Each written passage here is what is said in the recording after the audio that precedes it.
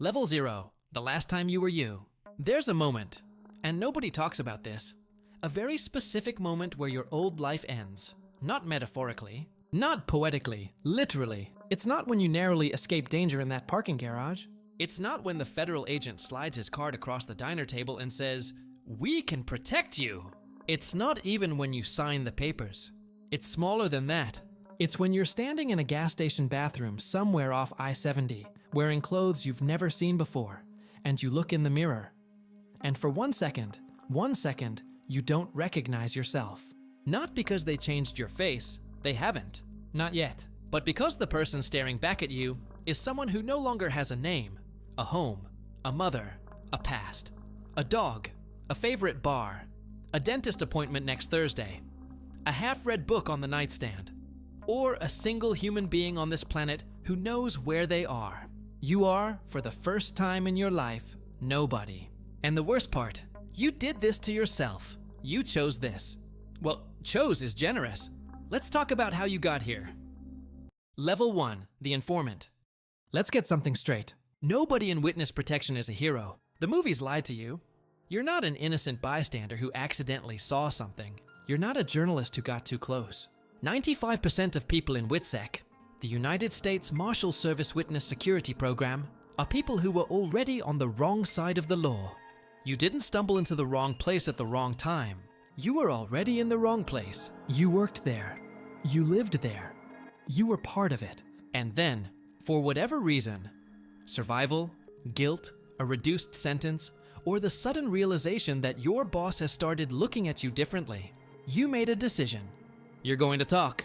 Here's what talking actually looks like. It doesn't start with a dramatic phone call to the FBI.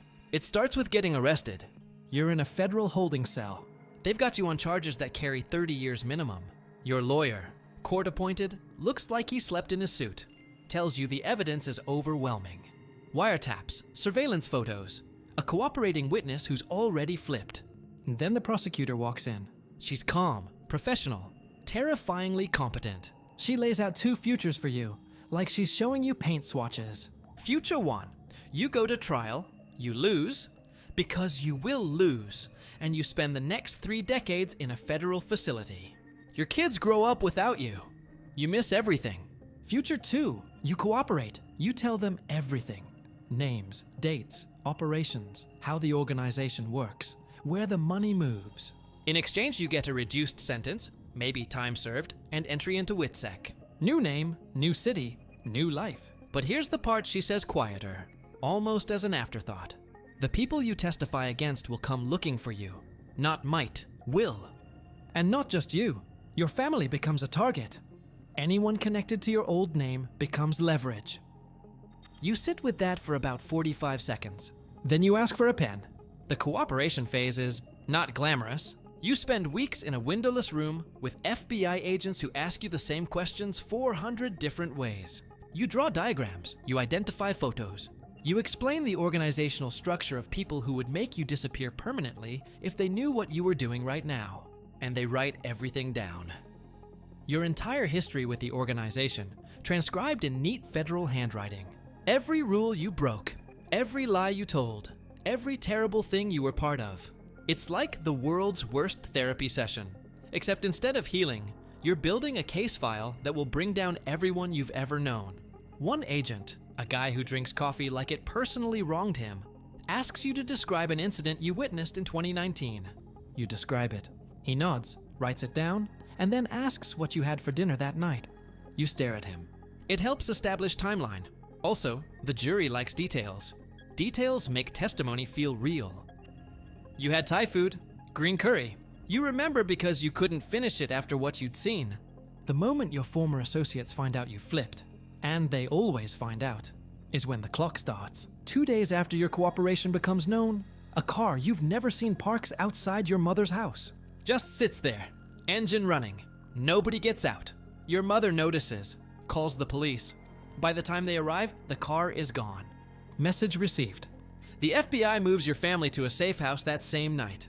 Your mother, who has never broken a law in her life, who goes to church every Sunday, who still has your kindergarten drawings on her refrigerator, your mother is now in protective custody because of choices you made. She doesn't say anything when they explain the situation. Just nods, packs a bag, takes the drawings off the fridge, and puts them in her purse. That's the moment it hits. Not the testimony, not the threats. Watching your 64-year-old mother pack a bag at 2 a.m. because her son made the wrong friends and then made the right decision too late. Welcome to Level 1. Level 2, the erasing. There's an office, you don't know where. They drove you there with the windows blacked out, which felt very dramatic until you realized it's standard procedure. The office belongs to the U.S. Marshals Service, specifically to the people who run witsec. Since 1971, this program has relocated and given new identities to over 19,000 witnesses and their families. Not one, not a single one, who followed the rules has been harmed. That's the sales pitch. The asterisk is who followed the rules. You sit across from two marshals. One of them, who looks like someone's disappointed football coach, slides a stack of documents across the table. The other starts talking. She talks the way surgeons talk before an operation. Clinical, precise, and somehow that makes it worse. You are about to cease to exist. Not die, cease to exist. There's a difference. Dead people get remembered. Dead people have graves. You're going to be erased. Your name, the one your parents chose, the one on your diploma, the one on the birthday cards your grandmother still sends, is going to disappear so completely that in 6 months, the only proof you ever existed will be in sealed federal files. They start with your new identity, and this is where it gets surreal. They ask what you do. You were a plumber. Good. Plumbers exist everywhere. If you'd been an opera singer or a professional rock climber, this would be a different conversation. The program loves boring. Boring is safe. Boring doesn't attract attention. They give you a new name. You don't get to pick. People who pick their own names pick stupid names. Your new name is so aggressively unremarkable that you could yell it in a crowded mall and 15 men would turn around. New birthday. Not your real one. Can't risk someone connecting the dots. But close enough that you won't forget it under pressure. New social security number. New employment history. New everything. They'll create a paper trail. High school records in a town you've never visited. Employment history at companies that will confirm you worked there if anyone calls. A credit history that shows a responsible, boring man who pays his bills on time. They're manufacturing a human being from scratch. And the documentation is so thorough that it would pass any background check in the country. Because the federal government is creating it. Then they get to the rules. And the rules are a lot. No contact with anyone from your previous life. Not your mom, not your brother, not your best friend, not your ex, not your barber. Nobody. Not a phone call, not a text, not a letter, not a carrier pigeon, not accidentally bumping into them at a Target in New Jersey. Nobody. Ever. No social media. Not under your new name, not under a fake name, not under any name. No keeping anything from your old life. No photos, no keepsakes, no lucky shirt, no letters. Nothing that could connect the new you to the old you. You ask about your phone. They take it. You ask about your dog. She doesn't answer immediately. She looks at the other marshal. He does that thing where he exhales through his nose and looks at the table. Pets are complicated. Your dog is registered, has vet records, is a very specific breed, with very specific markings that your neighbors, your mailman, and everyone at the dog park would recognize. Bringing the dog is a trail of breadcrumbs. We recommend rehoming. You stare at them. Rehoming. They want you to give away your dog. Level 3. The Ghost Town. They move you on a Wednesday at 3 a.m. 2 marshals, unmarked sedan. You're wearing a jacket you've never seen and carrying a duffel bag packed by someone else. Inside, clothes in your size but not your taste, toiletries, a prepaid phone with exactly one number in it, and an envelope containing your new identity documents. You open the envelope in the back seat. There it is, your new name. Printed on a driver's license with a photo they took 4 days ago, where you look like someone witnessing their own funeral. Which emotionally you were. New birthday, new birthplace, a whole city listed as your hometown that you've never set foot in. According to this card, your parents are deceased. Car accident? Very sad. You've processed it, but it still hurts, which is why you don't talk about it much. Single, no kids, moved for work, quiet guy, keeps to himself, boring. None of it is true, all of it is you now. The drive takes 9 hours. You don't know where you're going. You can't track it because you fell asleep somewhere around hour 3 and woke up in a different climate. The trees are wrong. The air smells different. The license plates are a color you don't recognize. The apartment is the most depressing thing you've ever seen. It's a one-bedroom in a complex that looks like it was designed by someone who hates architecture. Beige walls, beige carpet, furniture that came from a warehouse. Functional, soulless, the kind of couch that exists to be sat on and nothing else. There are no pictures on the walls, no books on the shelves, no evidence that a human being lives here. Because until 20 minutes ago, nobody did. The Marshals walk you through the basics. Here's your lease. Here's your job offer. A plumbing company across town. The owner knows you're in the program, but not why. Here's the grocery store, the bank, the nearest hospital. Here's the bus route. Then they leave, and the door closes. And it's just you in a beige box in a state you can't even identify yet. The first real test comes the next morning. You go to a coffee shop. The barista asks your name for the cup. Your name, the simplest question a human being can answer. You freeze for a full 2 seconds. Your mouth almost forms the first letter of your real name before your brain catches up and shoves the new one out instead. She writes it on the cup, spells it wrong. You don't correct her. The misspelled version of a fake name on a coffee cup in a city you didn't choose. That's your life now. That's the whole thing. Over the next few weeks, you fail at being the new you in small, humiliating ways. A coworker asks where you went to high school, and you blank for 5 seconds too long. Someone asks your birthday, and you almost give the real one. A neighbor invites you to a barbecue, and you panic because social events are where backstories get tested. You go to the barbecue. A woman asks if you have family nearby. You recite the dead parent's story.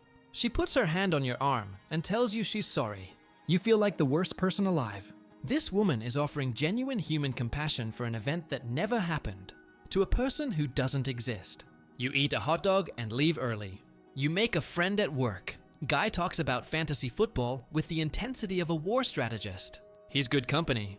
Easy, doesn't ask hard questions. But one night at a bar, he asks about your love life. You say something vague. He pushes. He's being friendly, not suspicious, but every friendly question is a door you can't open. Behind that door is the person you used to be, and that person is radioactive. You develop a reputation as a private guy. People respect it. Some people find it mysterious, which is a problem, because mysterious attracts attention, and attention is the one thing you cannot afford. 3 months in, you do the thing the Marshals told you never to do. You Google your old name. From a library computer, no login, incognito mode. You know you shouldn't. But it's 11 p.m., and you're sitting in a public library that smells like carpet cleaner. And the loneliness has a weight tonight that you can't carry alone. The search results are a graveyard. Missing person report. Your mother filed it. There's a photo. You, 2 years younger, smiling at a barbecue. The real you, at a real barbecue, having a real life. Below it, a Facebook group dedicated to finding you. Hundreds of members. Posts from people you haven't thought about in months. Your cousin, your old roommate, people you grew up with. Scrolling through feels like attending your own memorial. Everyone talking about you in past tense. Everyone wondering. Everyone slowly accepting that you're probably never coming back. Your mother's post is pinned to the top. She wrote that you're not the kind of person who just disappears. That someone knows something. That you're all she has. You close the browser. Walk home. Sit on the beige couch in the beige apartment and stare at the beige wall. She's wrong, by the way. You are exactly the kind of person who just disappears. That's literally what you did. Level 4, the trial. 14 months after you vanished from the face of the earth, you get the call. The trial is set. You're going back. Not home, not even close to home. A federal courthouse in a city chosen for security. But you're leaving the beige apartment, the plumbing job, the coffee shop where they still spell your name wrong. You've stopped correcting them. The wrong version is basically canon now. And you're going to do the thing that started all of this. The Marshals fly you under an alias. Not the name you've been living under, a different one. You now have 3 names. The one you were born with, the one you live under, and the one on your plane ticket. Identity crisis doesn't begin to cover it. The prosecutor preps you for 3 days. Same woman from the interrogation room. Same terrifying competence. Confident but not arrogant. Detailed but not rehearsed. Emotional but not theatrical. And whatever you do, don't get angry. Angry witnesses lose credibility. The courtroom is smaller than you imagined. 12 jurors who look like they'd rather be anywhere else. And there at the defense table, 20 feet away, them. 3 men you used to work for. Men who bought you drinks. Men who came to your birthday. They're wearing suits now, which is almost funny. You've seen these guys in track pants counting cash on a folding table, and now they look like accountants at a conference. One of them locks eyes with you as you walk to the stand. Doesn't blink, doesn't move, just stares. The message doesn't require words. Then the court clerk asks you to state your name for the record. Your real name. The one you haven't spoken in over a year. The one you've trained yourself to forget. It comes out of the clerk's mouth and hits you like a physical force. You almost don't respond. Almost look around for the person she's talking to. Then you say it. And for the first time in 14 months, that name belongs to someone real. You testify for 2 days. Cross-examination is exactly as bad as promised. The defense attorney is charming, which is worse than aggressive. He doesn't attack you. He befriends you, then slides the knife in sideways. Points out the deal you got. Points out the new life the government gave you. Lets the jury do the math on how much you have to gain by saying exactly what the prosecution wants. 3 weeks later, a verdict. Guilty on all counts. 47 years combined. No parole. You're not there when it's read. You're already gone. Back on a plane. Back to the beige apartment. Back to being the plumber with the misspelled coffee cup and the couch from IKEA. The prosecutor calls to say thank you. Justice was served. You hang up and sit in silence for a very long time. Justice got a courthouse, a verdict, a headline. You got a fake name and furniture you didn't pick. Fair trade, apparently. Level 5. The permanent resident of nowhere. Here's what nobody tells you about witness protection. The program works. The trial ends. The defendants go away. But your life doesn't snap back like a rubber band. There's no ceremony, no you're free now moment. The organization you testified against has associates, has family, has a long memory and a longer reach. The Marshals recommend you stay in protection indefinitely. That word, indefinitely, sounds temporary but means forever. Years pass, not dramatically, mundanely. That's the thing about disappearing. It's boring. Spectacularly, achingly, soul-crushingly boring. You wake up. You fix pipes. You come home. You watch TV. You never, ever tell anyone anything real about yourself. You adopt a dog. Mud from a shelter. Brown, floppy-eared, aggressively enthusiastic about everything. She doesn't care that your name is fake. She cares that you have hands capable of belly rubs and a kitchen capable of producing food. She is the most honest relationship in your life. You start dating a woman who laughs at your bad jokes and doesn't seem bothered by your vagueness. She asks about your family. Dead parents, car accident, very sad. She asks about your childhood. Fake hometown, lots of hiking. She asks what your biggest secret is. You almost choke on your pasta.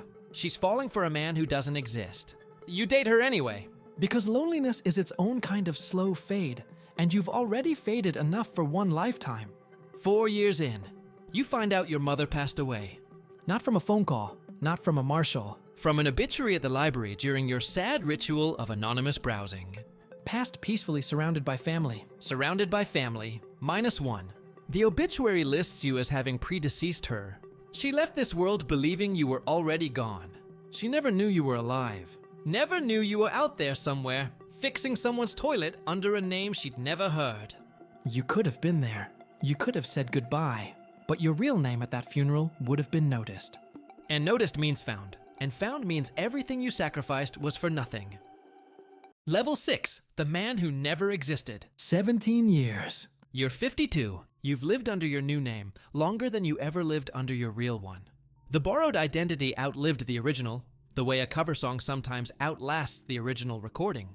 People forget there was ever a different version. The Marshals tell you the organization has dissolved.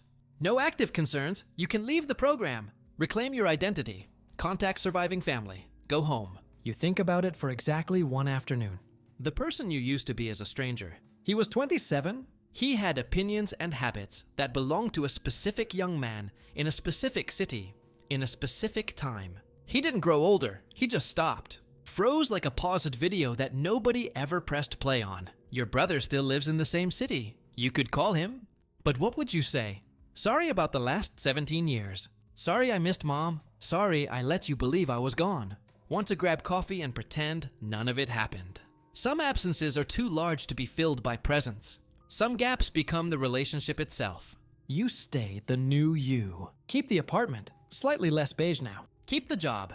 Keep the dog old and slow. Keep the woman who became your wife, who loves a man who doesn't exist. And the strange thing is, you love him too. He's the clean copy, the version of you built from scratch, without the weight. Some nights you think about telling her everything. You imagine her asking if anything you told her was true. And you'd have to say, the feelings were. Everything else, no. You never tell her. Some truths are too expensive for the people who receive them. Since 1971, witsec has protected approximately 19,000 witnesses. No one who followed the rules has ever been harmed. There's no statistic for what it costs. No number for the birthdays missed. The mothers who left believing their children were already gone. The marriage is built on fabrication. Nobody will thank you. Nobody can. The people your testimony protected went on to live full lives. They're here because you gave up yours. Not in the dramatic sense, but in the quiet, permanent, every single day sense. You wake up tomorrow, feed the dog, make coffee, kiss your wife, fix pipes, come home, go to sleep. You have a life. Small, ordinary, built on lies so deep that the truth is buried like bedrock. But it's yours. Purchased with a courage nobody will ever acknowledge. Lived under a name nobody will ever know isn't real. The protection program gave you an identity. You gave yourself a reason to keep using it.